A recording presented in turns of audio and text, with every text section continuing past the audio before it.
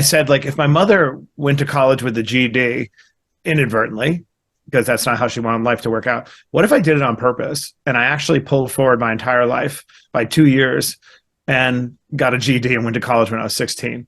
So when I floated this idea, including my mother, like, it's crazy, the reaction was the stigma of being a high school dropout is going to stay with you forever and change the trajectory of your life, right? But what I tell this to people all the time: be careful of whose advice you take, because unless they have the full context of your situation. I make this crazy decision, and on my last day of high school, you got to return all your textbooks. And I go to my science teacher and sort of in the middle of the day, you go, and he doesn't look away from me. He goes, "What's this?" I said, "I got to return my books. It's my last day of high school. I'm dropping out." He looks in the room and goes, he's like, "Higgins, what a waste. I'll see you at McDonald's." And I turn around to him, I say, "You know, Mr. Rosenthal, if you see me at McDonald's, it's because I own it." And then I walked out. Everyone's like, "Oh!"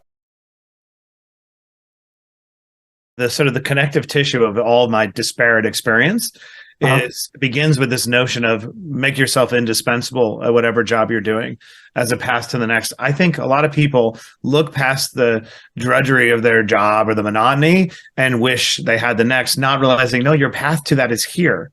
And the process, and I know there's a lot of talk about quiet quitting as one way of, like, protest or whatever. I took a very different approach. It was like, really, when somebody gives you a job, all they're doing is giving you a problem to solve.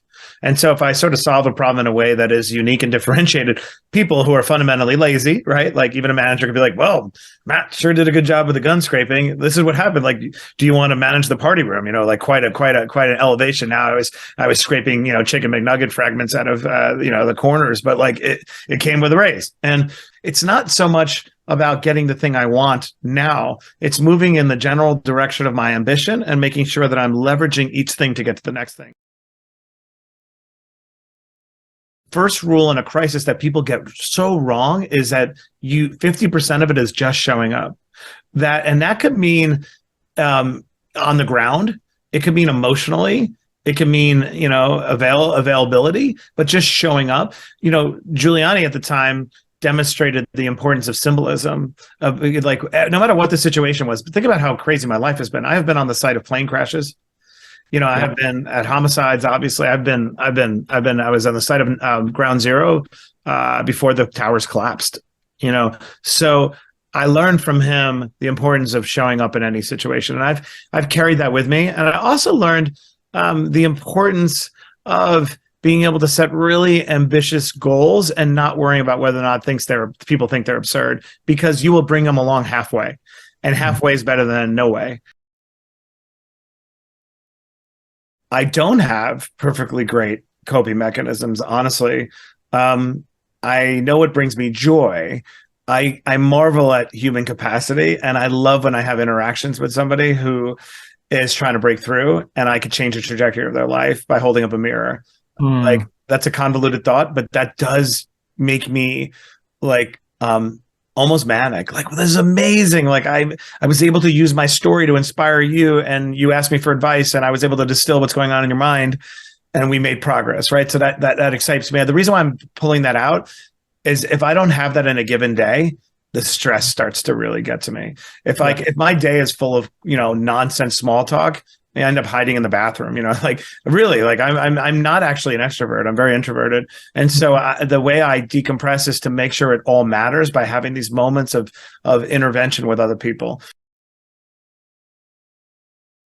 I always say, when I deconstruct when things go wrong or people are unhappy for 3-4 years down the road, it's because they failed to ask themselves the right question. Not that they went down the wrong path. The question is, just because I can do something doesn't mean I should do something, right? Just because I had a good idea at 2 a.m. doesn't mean it's the best idea.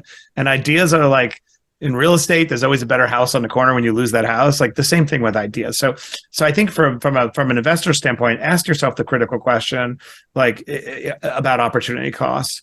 In terms of evaluating who to back, and it really is always about people. Again, cliche, but cliches exist for a reason. Like, so I spend a lot of time trying to figure out what makes a person tick, and do they have what it takes? So if I was to boil it down to one thing that I'm always looking for, aside from intellect, those are table stakes, aside from general competency, it's self-awareness.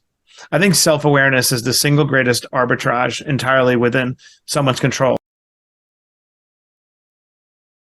when you are in a position, when you are outnumbered and your back is against the wall, the best way to channel the best of you is to eliminate your escape route and literally burn the boat. So it's an art of war. It shows up with Caesar and the ancient Israelites, like the simple comma. So my thought was, how do I take this idea of giving yourself no plan B and demonstrate that science, history, psychology all shows that humans perform better when they don't have a safety net.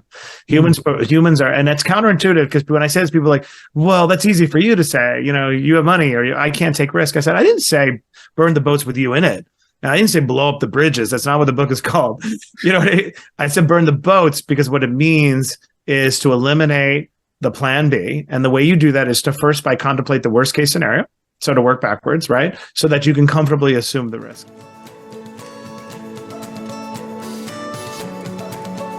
If you enjoy this podcast, please make sure to subscribe.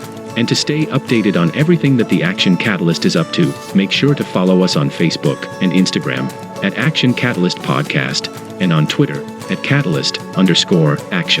And thanks for listening.